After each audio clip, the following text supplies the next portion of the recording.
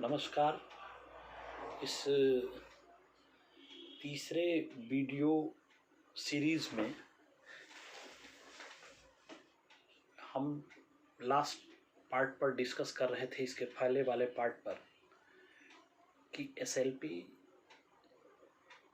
जो है वो सुप्रीम कोर्ट कब एक्सेप्ट करेगा, किस ग्राउंड पर एसएलपी को एक्सेप्ट नहीं किया जाएगा। और उसी वीडियो में प्रपोज था कि दूसरे पार्ट में डिफरेंस बिटवीन अपीलेट जुरिस्डिक्शन और स्पेशल लीव पिटीशन की बात है। तो सबसे पहले जो नेचर के आधार पर दोनों के बीच में अंतर है, नेचर जो है एसएलपी का, जो अपील जुरिस्डिक्शन का जो नेचर है वो जो है उसमें Supreme Court as a matter of right जो है अपील को एक्सेप्ट करता है, यानी वो मैंडेटरी फॉर्म में है कि पिटिशनर के पिटिशन को, याची के अपील को सुप्रीम कोर्ट एक्सेप्ट करेगा है। लेकिन एसएलपी अगर कहीं फाइल होगा तो ये सुप्रीम कोर्ट की विवेकीय शक्ति होगी, और इस स्थिति में यह discretionary power of the supreme court है। तो दोनों के बीच में जो नेचर के आधार पर अंतर है वो ये है कि एक जहां appeal as a mandatory, as a matter of right acceptable है, वहीं पर एसएलपी जो है वो डिस्क्रिशनरी पावर के तहत है, और यह एक कोर्ट के ऊपर निर्भर करेगा कि कोर्ट इसको एक्सेप्ट करे या न करे। दूसरा अंतर दोनों के बीच, अपीलेट जुरिस्डिक्शन और एसएलपी के बीच, ये है कि एसएलपी अपील में, अपीलेट जुरिस्डिक्शन में जो सुप्रीम कोर्ट में अपील फाइल होगा, आर्टिकल 132, आर्टिकल 133 और आर्टिकल 134 के तहत संवैधानिक मामलों के अपील, सिविल मामलों के अपील, क्रिमिनल मामलों के अपील, वो सारे अपील हाई कोर्ट से होंगे। जबकि एसएलपी में जो पिटीशन फाइल करने की बात की गई है वह एनी कोर्ट,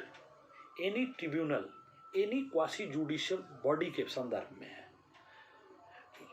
तो ये बड़ा क्लियर कट अंतर है कि वहां जो है वो हाई कोर्ट से आएगा,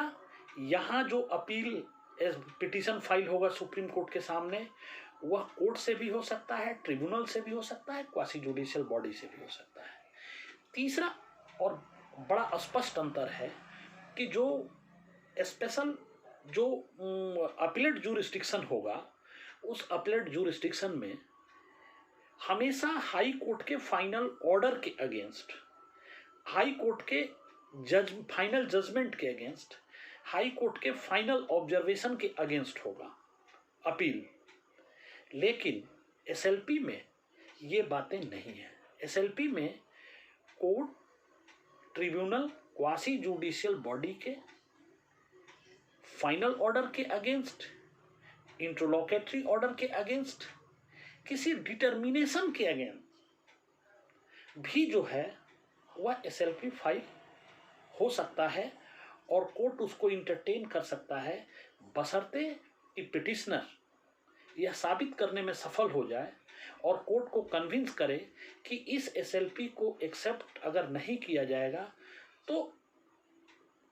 न्याय के उद्देश्य जो है वो विफल हो सकते हैं, जस्टिस जो है वो फ्रस्ट्रेट कर जाएगा। तो इस आधार पर ये तीन अंतर हैं। अब थोड़ा सा एसएलपी के संदर्भ में एक बहुत ही इंपॉर्टेंट बात यह है कि आजकल एक सामान्य सी अवधारणा है, और हम देखते हैं उदाहरण के रूप में, चूंकि लाइव एग्जाम्पल की बात मैं कर रहा हूं, कि आजकल आप देख रहे हैं कि कहीं कोई पॉलिटिकल पार्टी गवर्नर के डिसीजन के अगेंस्ट, विधानसभा अध्यक्ष के डिसीजन के अगेंस्ट सीधे सुप्रीम कोर्ट चला जाता है, और वहां जाके यह कहता है कि साहब इसको एसएलपी एक्सेप्ट किया जाए, वह ऑर्डर या वह जो ऑब्जर्वेशन है वह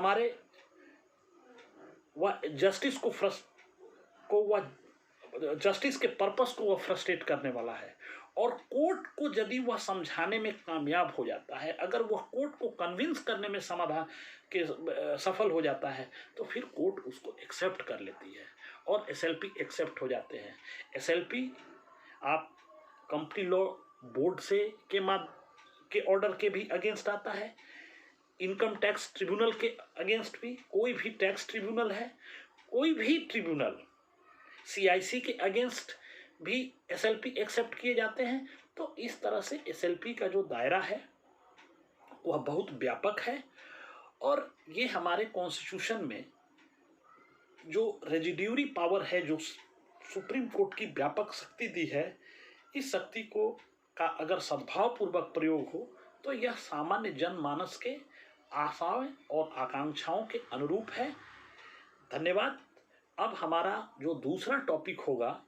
वो advisory jurisdiction of supreme court से रिलेटेड होगा, जो नेक्स्ट एपिसोड में हम आपको रिलीज करेंगे। Thank you.